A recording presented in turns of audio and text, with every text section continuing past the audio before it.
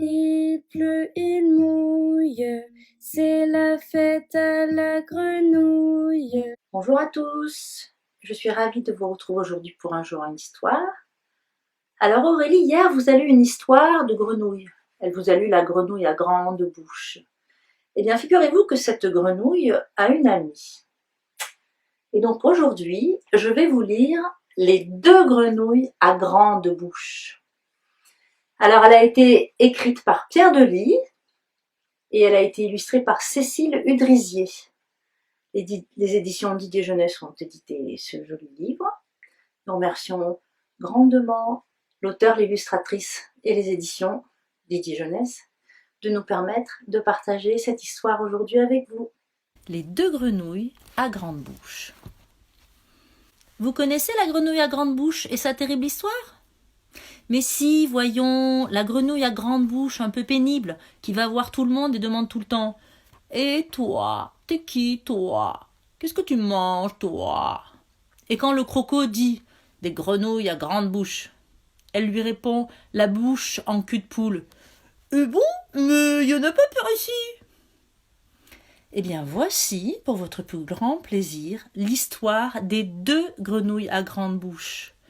Une histoire qui s'est passée il y a tellement longtemps que même les plus vieux pépés n'étaient pas encore nés. 1, 2, 3, tournez la page. Les deux grenouilles à grande bouche. Tiens, il pleut. Une goutte, puis deux, puis trois. La pluie tombe, tombe, tombe sans arrêt. Qui a ouvert les robinets du ciel ? Qui fait déborder la baignoire des nuages ? Quel sale temps que ce temps-là ! Il pleut, il mouille, c'est la fête à la grenouille. Ça continue et ça n'en finit plus. Il trempe, il flotte, il pleut à verse, et voilà que les rivières sortent de leur lit et que les lacs deviennent mers. Quel déluge! Quelle catastrophe! Tout le monde perd la tête, sauf une famille qui construit un bateau. Un bateau pas que beau. Un bateau solide et aussi grand que possible. Chantons sous la pluie, nous chantons sous la pluie. Hélas, il n'y aura pas de place pour tout le monde, dit le capitaine. 2 de ci, 2 de ça, 2 de chaque. Un chacun et une chacune. Pas moyen de faire plus, pas moyen de faire mieux. Le capitaine commande et la mère veille. On fait entrer les beaux animaux, normal. On fait entrer les terribles, pas le choix.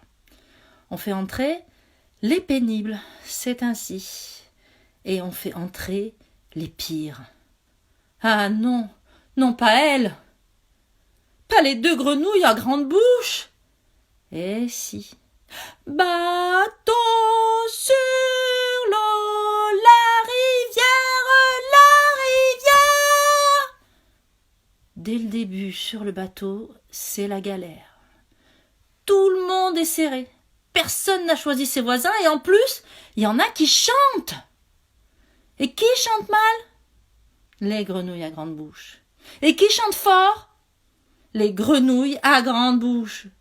Et qui chantent tout le temps ?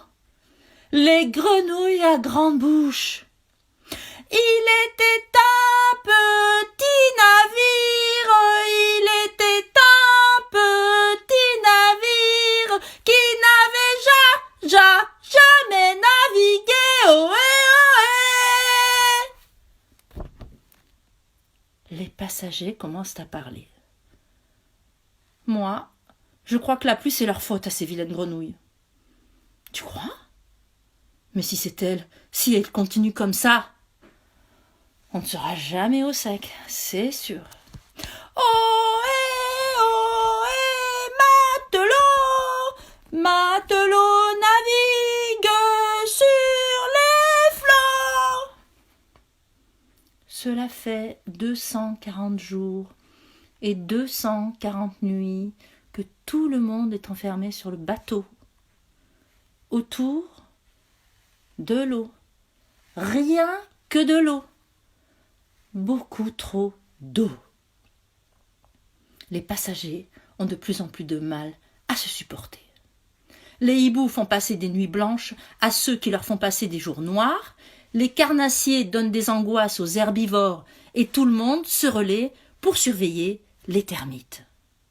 Si au moins les grenouilles à grande bouche pouvaient s'arrêter. Juste 5 minutes, ça serait bien. Mais non, pas du tout. Elles continuent de chanter. Maman, les petits bateaux qui vont sur l'eau ont-ils des jambes? À la surface du pays des poissons, tout le monde divague. Il faut que ça s'arrête. Quand soudain, on entend crier « Terre! Terre !» Tout le monde accourt et regarde à gauche, et regarde à droite, et regarde devant, et regarde derrière. Pas d'île, rien à voir, sauf les 2 grenouilles à grande bouche qui rient et qui se marrent. C'est une blague!